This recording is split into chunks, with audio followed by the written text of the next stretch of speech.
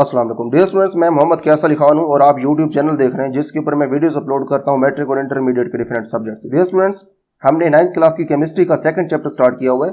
इस लेक्चर के अंदर हमारे पास टॉपिक है आइसोटोप्स एंड देयर मैसेज। हमने यहाँ पे ये स्टडी करना है कि आइसोटोप्स क्या होते हैं और उनके जो मैसेज होते हैं वो एक दूसरे से किस तरह से मुख्तलिफ होते हैं, और उसके बाद हमने ये देखना है कि रेडियो एक्टिव आइसोटोप्स क्या होते हैं, और उसके बाद हमने ये देखना है कि हमारे पास जो आइसोटोप्स होते हैं उनकी एप्लीकेशंस क्या होती हैं। जो हमारे पास रेडियो एक्टिव आइसोटोप्स होते हैं उनको हम किस तरीके से अपनी ज़िंदगी को आसान बनाने के लिए या फिर अपनी सहूलियात के लिए इस्तेमाल कर सकते हैं। ठीक है, तो ये सारी चीज़ें हमने इस लेक्चर में डिस्कस करनी है। तो स्टार्ट करते हैं इसको हम। यहाँ से हमारे पास हमारा टॉपिक स्टार्ट हो रहा है, isotopes and their message. All the atoms of an element must necessarily have the same atomic number. हम जानते हैं कि एक हमारे पास जो एलिमेंट होते हैं उसके जितने भी एटम्स होते हैं उन सब का एटॉमिक नंबर एक ही जैसा होता है। ठीक है, बट देयर मैस नंबर में वेरी, लेकिन जो एक ही एलिमेंट के एटम्स होते हैं उनका जो मैस नंबर होता है वो वेरी कर सकता है, तब्दील हो सकता है, एक दूसरे से मुख्तलिफ हो सकता है एटम्स का mass number, depending upon the number of neutrons present in the nucleus. Nucleus के अंदर जो न्यूट्रॉन्स की तादाद है उसके ऊपर मुनसर होता है ये। ठीक है, यहाँ पे हम ये देख रहे हैं कि एलिमेंट हमारे पास एक ही है। आपने ज़रा इसको ध्यान से सुनना है, एलिमेंट एक ही है। जब एलिमेंट एक है तो उस एलिमेंट के जितने भी आपके पास एटम्स होंगे, मिसाल के तौर पे आपके पास उसके 3 एटम्स मौजूद हैं। ठीक है, 1 2 3, इन तीनों का जो एटॉमिक नंबर है वो एक ही जैसा होगा, यानी कि इन तीनों में जो प्रोटॉन्स की तादाद है वो एक ही जैसी होगी, लेकिन इन तीनों में जो न्यूट्रॉन्स है वो मुख्तलिफ हो सकते हैं। जब न्यूट्रॉन्स मुख्तलिफ होंगे तो तीनों का जो मैस नंबर है वो मुख्तलिफ हो जाएगा। तो यहाँ पे हमने ये देखा कि एक एलिमेंट के जो एटम्स होते हैं उन सब के एटॉमिक नंबर्स एक जैसे होते हैं लाजमी तौर पे, क्योंकि सब में प्रोटॉन्स बराबर होते हैं, लेकिन उनके जो मैस नंबर्स हैं ये एक दूसरे से मुख्तलिफ हो सकते हैं। ठीक है, क्योंकि न्यूट्रॉन्स के ऊपर डिपेंड करते हैं मैस नंबर्स, क्योंकि मैस नंबर फाइंड करने के लिए आपने न्यूट्रॉन और प्रोटॉन की तादाद को ऐड करना होता है। तो इसीलिए जो हमारे पास डिफरेंट एटम्स हैं उनके जो मैस नंबर्स डिफरेंट होंगे तो इसका मतलब यह है कि उनके अंदर न्यूट्रॉन्स की तादाद मुख्तलिफ है। Atoms of the same element having different number of neutrons in their nuclei are called isotopes. तो यहाँ पे हमने ये जो देखा कि एक एलिमेंट के ऐसे एटम्स जिनके एटॉमिक नंबर तो सेम होते हैं लेकिन मैस नंबर्स डिफरेंट होते हैं, उनको यहाँ पे वो नेम दे रहे हैं आइसोटोप्स का। ठीक है, atoms of the same element, एक ही एलिमेंट के ऐसे atoms having different number of neutrons in their nuclei, कि उनके न्यूक्लियाई के अंदर जो न्यूट्रॉन्स हैं उनकी तादाद मुख्तलिफ हो, आर कॉल्ड आइसोटोप्स, उनको हम आइसोटोप्स कहते हैं। तो ये हमारे पास आइसोटोप की डेफिनेशन है, इसको भी यहाँ से देख सकते हैं। उसके बाद हमारे पास एग्जांपल है आइसोटोप की। फॉर एग्जांपल, मिसाल के तौर पे एलिमेंट कार्बन, जो कार्बन होता है आपके पास हैज 3 आइसोटोप्स, तो इसके 3 आइसोटोप्स होते हैं। ठीक है, यानी कि इसके अंदर 3 तरह के एटम्स मौजूद होते हैं कार्बन के अंदर। As its atoms have 6 7 and 8 neutrons in their nuclei, क्योंकि इसके जो एटम्स होते हैं उनके न्यूक्लियस के अंदर 6 न्यूट्रॉन्स होते हैं, कुछ के न्यूक्लियस में 7 न्यूट्रॉन्स होते हैं, कुछ के न्यूक्लियस में 8 न्यूट्रॉन्स होते हैं। ठीक है, सब में प्रोटॉन्स बराबर होते हैं। ठीक है, प्रोटॉन्स सब में 6 होते हैं, लेकिन जो न्यूट्रॉन्स हैं किसी में 6 होते हैं, किसी में 7 होते हैं, किसी में 8 होते हैं। ठीक है, तो यहाँ से अब ये हम कह सकते हैं कि इनके अंदर जो न्यूट्रॉन्स की तादाद है वो 3 तरह के न्यूट्रॉन्स की इसमें तादाद पाई जाती है, 6 7 या फिर 8। तो इसका मतलब इसके 3 आइसोटोप्स होंगे। ठीक है, These isotopes are represented as carbon 12, carbon 13, carbon 14। ठीक है, क्योंकि सब में प्रोटॉन्स बराबर हैं, 6 हैं, इसलिए सबके नीचे आप देखें तो आपको एटॉमिक नंबर 6 ही नजर आएगा, लेकिन पहले में 6 न्यूट्रॉन्स हैं तो 6 एटॉमिक नंबर और 6 न्यूट्रॉन मिलके 12 एटॉमिक मैस। दूसरे में न्यूट्रॉन 7 हैं तो 6 प्रोटॉन और 7 न्यूट्रॉन मिलके 13 एटॉमिक मैस। जो तीसरा आपके पास कार्बन का आइसोटोप, इसका आप एटॉमिक मैस देखें तो 14 है, क्योंकि इसके अंदर जो न्यूट्रॉन्स हैं वो 8 हैं। 8 न्यूट्रॉन्स और 6 प्रोटॉन्स मिलके 14 आपको एटॉमिक मैस देंगे। ठीक है, तो यहाँ पे हमने ये देखा कि हमारे पास जो कार्बन है उसके टोटल 3 आइसोटोप्स हैं। एक इसका आइसोटोप है कार्बन 12, एक है कार्बन 13, एक है कार्बन 14, और सब के जो एटॉमिक नंबर्स हैं वो सेम है। आप यहाँ पे देखें तो सब के नीचे आपको 6 नजर आएगा, क्योंकि सब के एटॉमिक नंबर सेम है, इसीलिए यहाँ पे नीचे सबके 6 लिखा हुआ है। और नीचे जो आपका लेफ्ट सबस्क्रिप्ट होता है वो एटॉमिक नंबर को डिनोट करता है, पिछले लेक्चर में हम देख चुके हैं। और ऊपर आपका जो लेफ्ट सुपरस्क्रिप्ट है ये डिनोट करता है मैस नंबर को। तो सबका जो मैस नंबर है वो डिफरेंट है, क्योंकि इन तीनों के अंदर जो न्यूट्रॉन्स हैं वो तादाद में मुख्तलिफ है। सिमिलरली इसी तरह से हाइड्रोजन एग्जिस्ट एज 3 आइसोटोप्स। इसी तरह से हाइड्रोजन है इसके भी 3 आइसोटोप होते हैं। एक होता है हमारे पास हाइड्रोजन, एक होता है ड्यूटेरियम और एक होता है ट्रिटियम। ये 3 हाइड्रोजन के आइसोटोप्स हैं, represented by H1, H2 and H3। ठीक है, hydrogen H1 is the only atom which does not have a neutron. ये ऐसा एटम होता है जिसके अंदर कोई न्यूट्रॉन नहीं होता, क्योंकि यहाँ पे अगर आप देखें तो इसका आपको एटॉमिक नंबर नीचे 1 नजर आ रहा है और ऊपर इसका जो मैस नंबर है ये भी 1 ही नजर आ रहा है। और आप जानते हैं कि जो मैस नंबर है वो प्रोटॉन्स और न्यूट्रॉन्स की मजबूरी तादाद है, तो इसका मैस नंबर भी 1 है। इसका मतलब इसमें कोई न्यूट्रॉन नहीं है, इसीलिए सिर्फ इसमें एक प्रोटॉन ही शामिल है इसके मैस नंबर में। तो यहाँ पे हमने ये देखा कि जो हमारे पास हाइड्रोजन होता है, इसका जो पहला आइसोटोप है हाइड्रोजन 1, ये ऐसा एटम है जिसमें कोई न्यूट्रॉन नहीं होता। Since the chemical properties of the elements are determined by the number of electrons. अब देखें जो केमिकल प्रॉपर्टीज होती हैं एलिमेंट्स की, वो इलेक्ट्रॉन्स की तादाद जो है उससे पता चलती हैं। All 3 isotopes will show almost the same chemical behaviour although there physical properties में बी डिफरेंट। हालांकि उनकी जो फिजिकल प्रॉपर्टीज हैं वो मुख्तलिफ हो सकती हैं इन तीनों, क्योंकि इन तीनों के जो मैस नंबर्स हैं वो मुख्तलिफ हैं, लेकिन इनकी जो केमिकल प्रॉपर्टीज हैं, जो ये रिएक्शंस करेंगे, वो तकरीबन एक जैसे होंगे। उसकी वजह ये है कि इन सब में इलेक्ट्रॉन्स होंगे बराबर। क्यों बराबर होंगे? इनके आप प्रोटॉन्स देखें, प्रोटॉन सब में एक एक है, एटॉमिक नंबर 1 है, इसलिए हमें पता चला कि इन सब के अंदर प्रोटॉन है एक एक। और हम जानते हैं कि जो प्रोटॉन होते हैं उतने ही हमारे पास एक एटम के अंदर इलेक्ट्रॉन होते हैं। तो इन सब में क्योंकि एक एक प्रोटॉन है तो सब के अंदर एक एक ही इलेक्ट्रॉन मौजूद होगा, ठीक है। तो इसलिए इन सब का जो केमिकल बिहेवियर है वो सेम होगा।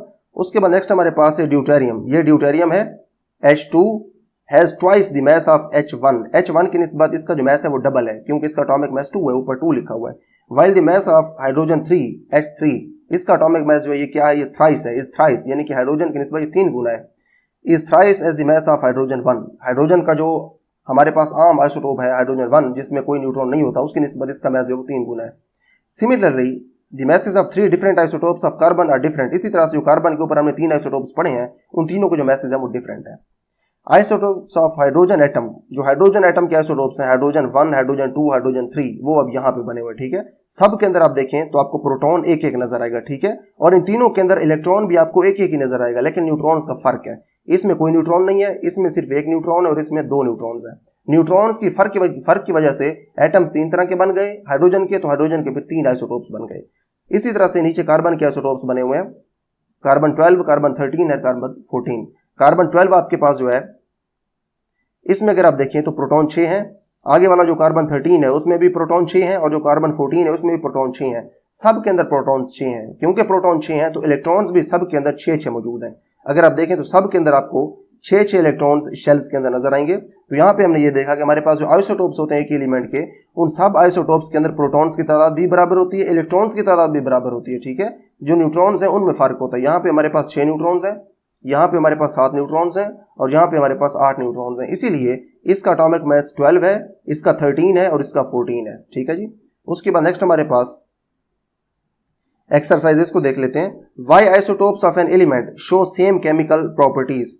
अब जो आइसोटोप्स होते हैं एक एलिमेंट के, वो एक ही जैसी केमिकल प्रॉपर्टीज क्यों दिखाते हैं, इसकी क्या वजह है। While their physical properties are different, हालांकि उनकी जो फिजिकल प्रॉपर्टीज है वो तो डिफरेंट है। सेम केमिकल प्रॉपर्टीज इसलिए दिखाते हैं कि जो केमिकल प्रॉपर्टीज है वो डिपेंड करती हैं नंबर ऑफ इलेक्ट्रॉन्स के ऊपर, क्योंकि इन सब का एटॉमिक नंबर सेम होता है, इनके अंदर प्रोटॉन्स की तादाद सेम होती है, इसलिए सब के अंदर इलेक्ट्रॉन्स की तादाद भी सेम होती है। तो इसीलिए इनकी केमिकल प्रॉपर्टीज एक जैसी होती हैं, लेकिन इनकी जो फिजिकल प्रॉपर्टीज है वो और हो सकती हैं, ठीक है। केमिकल प्रॉपर्टीज का मतलब यह है कि केमिकल्स के अंदर किस तरह से केमिकल रिएक्शंस के अंदर पार्टिसिपेट करते हैं, एक जैसे पार्टिसिपेट करते हैं। फिजिकल प्रॉपर्टीज मुख्तलिफ हो सकती हैं, इनके जो मैसेज हैं, इनके जो कलर्स हैं, इनके जो शेप्स हैं वो थोड़े मुख्तलिफ हो सकते हैं, ये फिजिकल प्रॉपर्टीज होती हैं, लेकिन केमिकल रिएक्शंस ये एक ही जैसे करते हैं, ठीक है।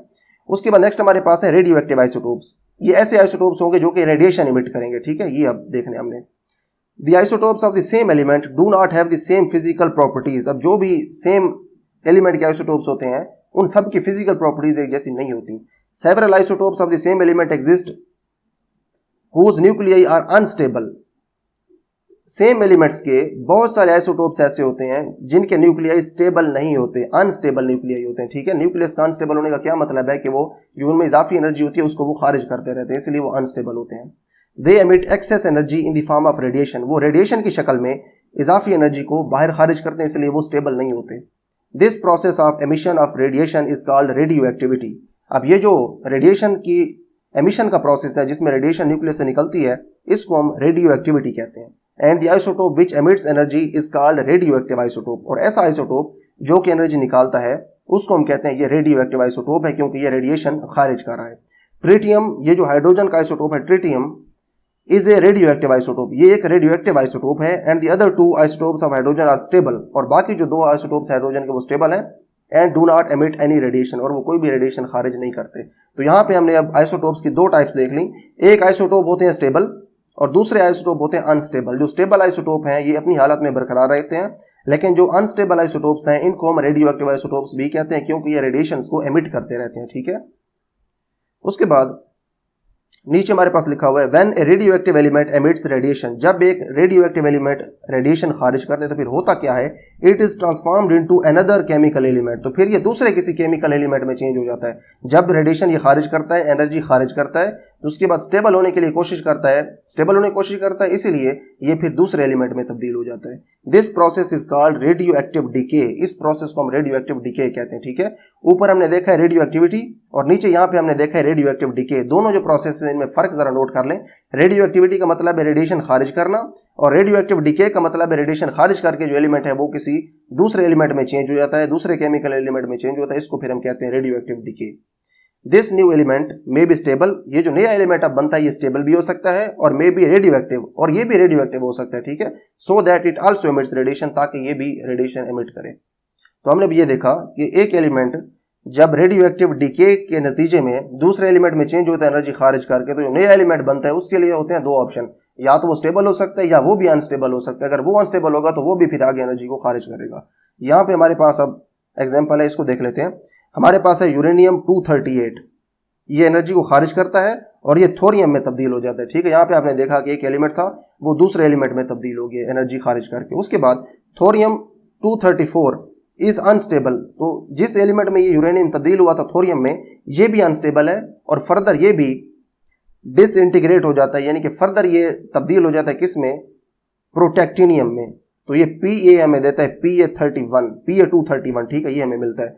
तो आपके पास जो थोरियम है ये आगे जाके मजीद डिसइंटीग्रेट होता है, यानी कि एनर्जी खारिज करता है, रेडियो एक्टिव डिके होता है इसके अंदर और फिर हमें प्रोटेक्टिनियम मिलता है। ठीक है, उसके बाद बिस्मथ रिएक्ट करते हैं और ये हमें थैलियम देता है। थैलियम यहाँ पे लिखा हुआ है Tl206। ठीक है, ये जो हमारे पास थैलियम है इसका एटॉमिक मास 206 होता है और हमें 7 एनर्जी मिलती है। ठीक है, यहाँ पे हमने ये देखा कि हमारे पास जो अनस्टेबल आइसोटोप्स होते हैं वो एनर्जी रिलीज करते हैं, यानी कि रेडिएशन खारिज करते हैं, और रेडियो एक्टिव डिके के नतीजे में ये दूसरे एलिमेंट्स के अंदर तब्दील हो जाते हैं। ठीक है, तो ये अनस्टेबल आइसोटोप्स होते हैं। यहाँ पे जितने भी आइसोटोप्स इस साइड के ऊपर मौजूद हैं ये सारे अनस्टेबल हैं। ये स्टेबल होने के लिए एनर्जी रिलीज करते हैं और नए आइसोटोप जो नए एलिमेंट्स हैं उनमें तब्दील होते हैं, और ये पॉसिबिलिटी होती है नए एलिमेंट्स के अंदर भी कि या तो वो स्टेबल होंगे या फिर वो भी अनस्टेबल होंगे।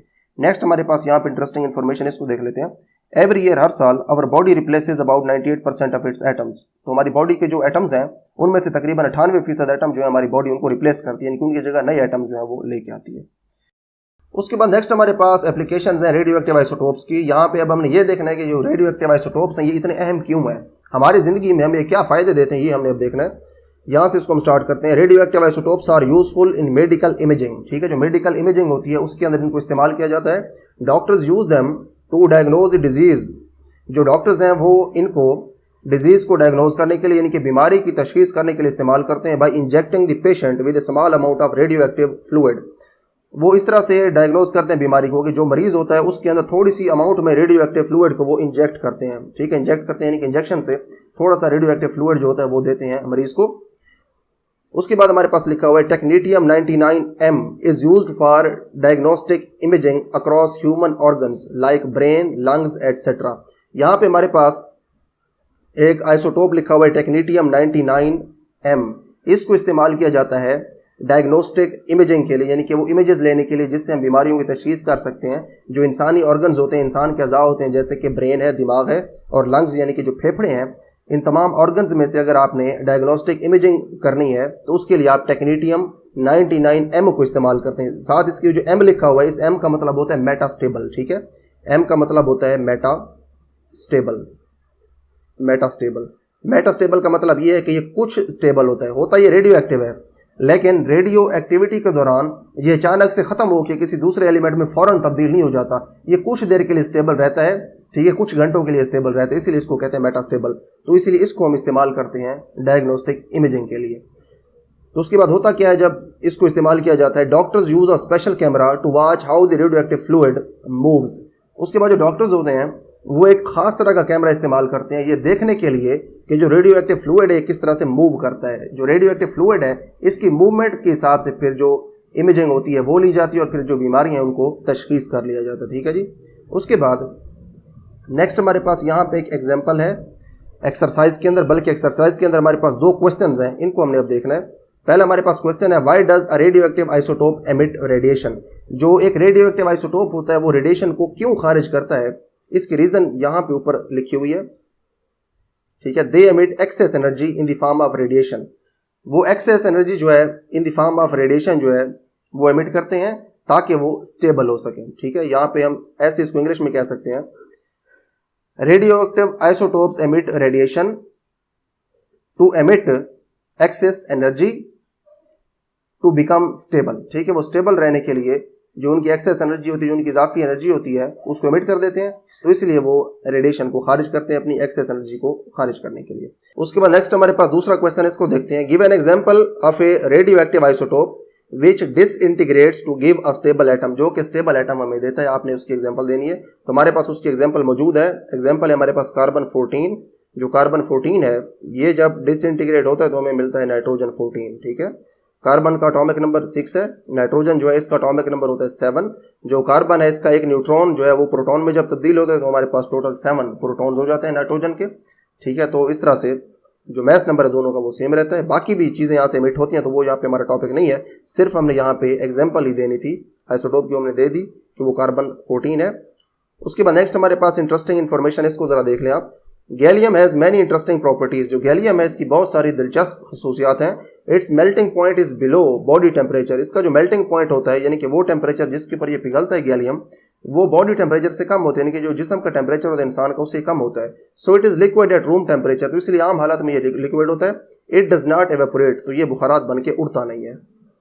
उसके बाद नेक्स्ट हमारे पास है radiocarbon dating is a method for finding out the age of an historical object containing organic material with the help of radioactive isotope of carbon 14। अब यहाँ पे ये लिखा हुआ है कि जो कार्बन 14 रेडियो एक्टिव आइसोटोप है इसकी हेल्प से आप रेडियो कार्बन डेटिंग कर सकते हैं। ठीक है, रेडियो कार्बन डेटिंग इसलिए आप इस्तेमाल करते हैं कि आप एज फाइंड करते हैं, उम्र फाइंड करते हैं किसी भी हिस्टोरिकल ऑब्जेक्ट की, जो कि तारीखी ऑब्जेक्ट है, जो कि कोई पुरानी चीज़ पड़ी हुई है जिसके अंदर ऑर्गेनिक मटेरियल मौजूद है, यानी कि उसमें हाइड्रोजन और कार्बन के कंपाउंड्स मौजूद हैं।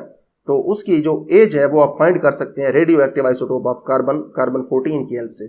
कैसे फाइंड करते हैं वो आगे लिखा हुआ है। The method involves measuring the proportion of carbon 14 in a sample from a dead plant और animal like a piece of wood or a bone which provides information that can be used to calculate when an animal or plant died।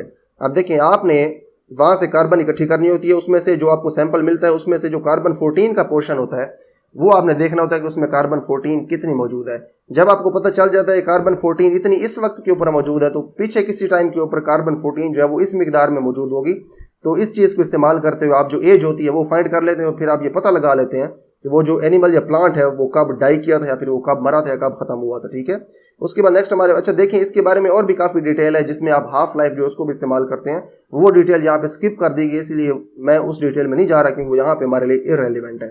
Next हमारे पास है the older the sample is, जितना sample पुराना होगा the less carbon 14 is to be detected, तो उसके अंदर carbon 14 उतना ही कम होगा। ठीक है, जितना ज्यादा कार्बन 14 होगा तो सैंपल उतना न्यू होगा, जितना कम होता जाएगा तो इसका मतलब है सैंपल जो है वो पुराना होता जा रहा है। उसके बाद नेक्स्ट हमारे पास नीचे एक पैराग्राफ है, इसको देखते हैं।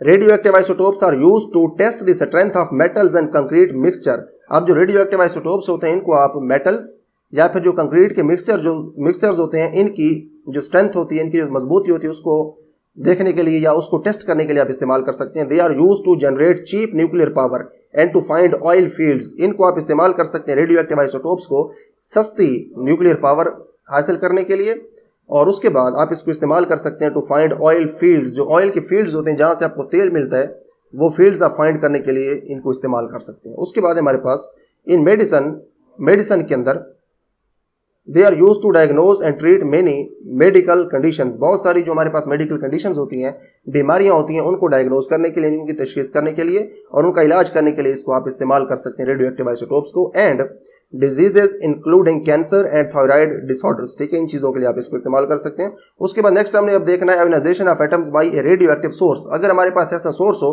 जिससे रेडिएशंस निकलती हैं तो किस तरह से हम एटम्स को आयोनाइज कर सकते हैं, उनको हम आयंस में तब्दील कर सकते हैं। तो स्टार्ट करते हैं इसको हम। Radiation emitted from radioactive source causes atoms to ionise. जो आपके पास रेडिएशन होती है जो कि किसी रेडियो एक्टिव सोर्स से निकलती है वो एटम्स को आयोनाइज कर देती है। फॉर एग्जाम्पल, मिसाल के तौर पे radiation emitted by radioactive element radium 226। आपके पास एक रेडियो एक्टिव एलिमेंट होता है 226 रेडियम, उसमें से जो रेडिएशन निकलती है वो क्या करती है, कैन रिमूव इलेक्ट्रॉन और इलेक्ट्रॉन्स फ्रॉम द एटम। वो एक एटम में से एक इलेक्ट्रॉन या फिर एक से ज्यादा इलेक्ट्रॉन्स को निकाल सकती है। हाउएवर ताहम this ionising radiation should have enough energy to remove the tightly bound electron from the orbit of an atom. ताहम ये जो रेडिएशन होती है, आयोनाइजिंग रेडिएशन होती है, इसके अंदर इतनी एनर्जी होनी चाहिए। एनफ एनर्जी का मतलब ये है कि इसके अंदर इतनी काफी मिकदार में एनर्जी होनी चाहिए जो कि टाइटली बाउंड इलेक्ट्रॉन को ऑर्बिट में से निकाल सके। ठीक है, क्योंकि जो इलेक्ट्रॉन्स होते हैं वो ऑर्बिट में मौजूद होते हैं, न्यूक्लियस की उनके ऊपर अट्रैक्शन होती है, तो जो रेडिएशन आ रही है उनको आयोनाइज करने के लिए एटम को और इलेक्ट्रॉन को निकालने के लिए उस रेडिएशन में इतनी एनर्जी होनी चाहिए कि वो उस टाइटली बाउंड इलेक्ट्रॉन को निकाल सके। Electron can be lost because an ionising radiation collides with the atom and forces the electron away from the atom. अब जो इलेक्ट्रॉन होता है ये लॉस्ट हो सकता है, इलेक्ट्रॉन निकल सकता है, क्योंकि जो आयोनाइजिंग रेडिएशन होती है वो एटम के साथ कोलाइड करती है, टकराती है, और उसके बाद जो इलेक्ट्रॉन होता है इसको एटम से दूर धकेल देती है, इसको एटम से दूर फोर्स कर देती है, इसीलिए इलेक्ट्रॉन रिमूव हो सकता है। In an atom of sodium, आपके पास जो सोडियम का एटम होता है उसमें क्या होता है, यहाँ पे आना है इफ, ठीक है, इट की जगह इफ आना है। If an atom of sodium is hit by an ionising radiation, अगर कोई आयोनाइजिंग रेडिएशन किसी सोडियम के एटम को हिट करती है, इट में लूज एन इलेक्ट्रॉन, तो ये एक इलेक्ट्रॉन को लूज कर सकता है। This process converts the atom into A positively charged ion cation. ठीक है, तो ये जो प्रोसेस होता है जहां से इलेक्ट्रॉन रिमूव होते हैं एटम से, तो जो एटम होता है वो पॉजिटिवली चार्ज्ड आयन में तब्दील होता है, जिसको हम कैटायन कहते हैं। पॉजिटिव चार्ज इसके ऊपर क्यों आ जाता है, क्योंकि इलेक्ट्रॉन के ऊपर होता है नेगेटिव चार्ज, इलेक्ट्रॉन जब निकलता है तो पीछे पॉजिटिव चार्ज इसके ऊपर आ जाता है। ठीक है, एक इलेक्ट्रॉन निकलेगा तो पॉजिटिव 1 चार्ज आएगा, 2 इलेक्ट्रॉन निकलेंगे तो पॉजिटिव 2 चार्ज आएगा एटम के ऊपर। ठीक है, तो यहाँ पे हमारे पास इक्वेशन भी इसकी बताई हुई है। सोडियम जो है एनर्जी जब इसको दी जाती है तो उसके बाद इलेक्ट्रॉन निकल जाता है और उसके बाद पीछे कैटायन रह जाता है, यानी कि पॉजिटिव आयन रह जाता है सोडियम का। इंटरेस्टिंग इन्फॉर्मेशन है हमारे पास। The same elements occur everywhere in the universe, एक ही तरह के जो एलिमेंट्स होते हैं यूनिवर्स के अंदर हर जगह वो मौजूद होते हैं। मैटर ऑन मार्स और in any other planet consist of the same elements found on earth.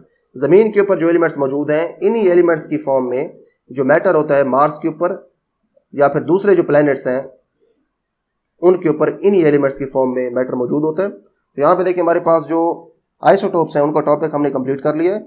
यहाँ पे सबसे पहले हमने ये देखा कि जो आइसोटोप्स हैं वो क्या होते हैं, उनके मैसेज क्या होते हैं। उसके बाद हमने ये देखा कि जो रेडियो एक्टिव आइसोटोप्स हैं वो क्या होते हैं, रेडियो एक्टिविटी क्या होती है। उसके बाद एंड के ऊपर हमने एप्लीकेशंस देख ली रेडियो एक्टिव आइसोटोप्स की, कि जो रेडियो एक्टिव आइसोटोप्स हैं वो हमारे लिए इतने मुफीद क्यों हैं, फ़ायदेमंद क्यों हैं। उसके बाद एंड के ऊपर हमने ये देखा कि हम किस तरह से एटम्स को आयोनाइज कर सकते हैं रेडियो एक्टिव सोर्सेज को इस्तेमाल करते हुए। तो हमारे पास यहाँ पे ये टॉपिक कंप्लीट हो गया है। इसके बाद नेक्स्ट लेक्चर के अंदर हम इंशाल्लाह हमारा नेक्स्ट टॉपिक यानी कि रिलेटिव एटॉमिक मास जो है इसको स्टार्ट करेंगे।